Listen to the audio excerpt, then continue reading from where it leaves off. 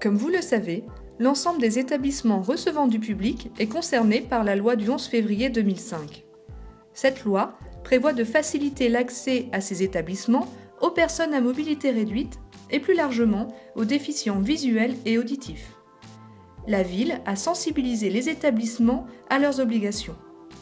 Une réunion d'information co-organisée avec les partenaires institutionnels s'est déroulée le 1er juin dernier. Enfin, notons que 8 commerçants ont bénéficié d'un diagnostic accessibilité offert par la ville et l'Union des commerçants. Qu'est-ce que la BGE ? La boutique de gestion des entreprises est un réseau d'appui aux entrepreneurs qui a pour objet d'accompagner et de conseiller les porteurs de projets dans leurs démarches. Comme l'an passé, la municipalité a accueilli la BGE à l'hôtel de ville dans le cadre du dernier module de formation dispensé aux futurs professionnels.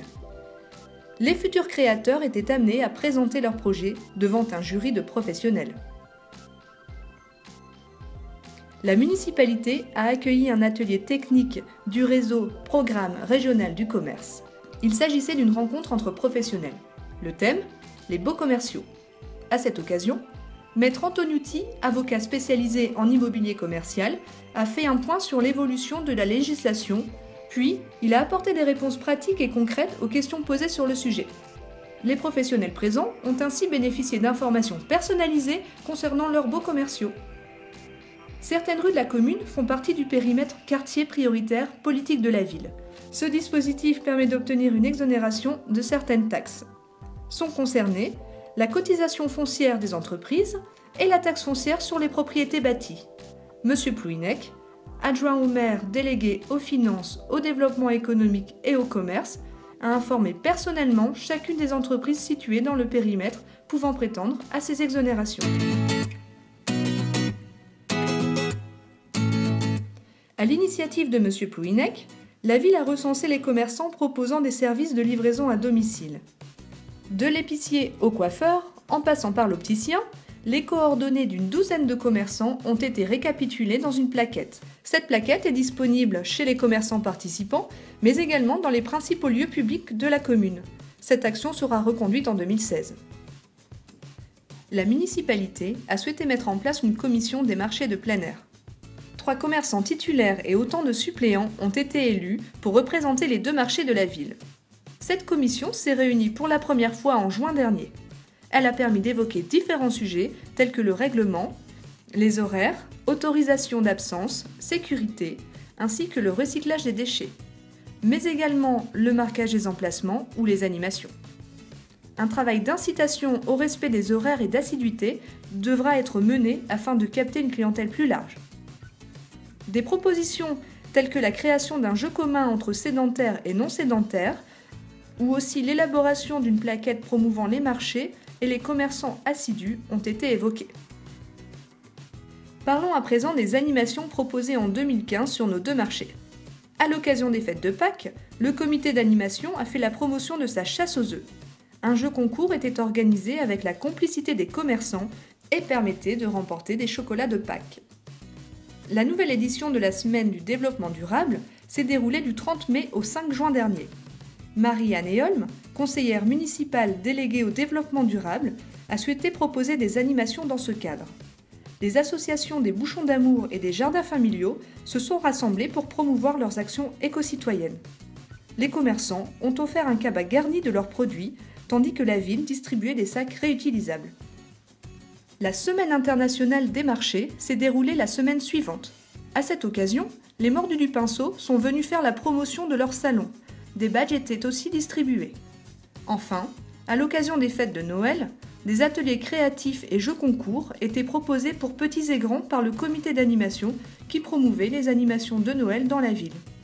Comme chaque année, plusieurs commerçants ont participé aux festivités de Noël proposées par Force économique.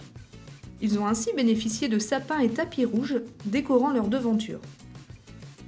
Ces sapins étaient ornés de décorations fabriquées et posées par les enfants des centres d'accueil de loisirs du mercredi. Les commerçants participants ont également proposé une tombola permettant de faire gagner soit une montre connectée, soit une télévision. Des projets immobiliers s'achèvent dans plusieurs secteurs de la ville. rue Kléber, rue Vaillant et rue de la Linière. Ces nouveaux habitants représentent une clientèle potentielle et une belle opportunité pour les professionnels de la ville. La voirie et les trottoirs du chemin rouge ont été rénovés, des places de stationnement, bandes cyclables et 2 stations Vélib y ont été aménagées. Rue Ferrer, des travaux de rénovation visibles de l'extérieur laissent entrevoir l'ouverture d'une petite restauration rapide, appelée le snacking. De l'autre côté de la rue, l'ancien salon Jocelyne, fermé depuis quelques années, a trouvé repreneur. Il ouvrira dans les jours à venir sous la forme d'un point chaud. Le cabinet de vétérinaire installé route d'Arras arrivera rue Ferrer prochainement. Profitant d'une reprise, l'auto-école Ferrer est devenue V12 Conduite. Changement également route d'Arras avec la reprise du garage Saint-Bernard sous l'enseigne Carrosserie Lilloise 2. Près de la place Victor Hugo, le salon de coiffure Morganer a subi des travaux de rénovation. Un nouveau cabinet de kinésithérapie vient d'ouvrir rue Carnot, au niveau de l'îlot du même nom.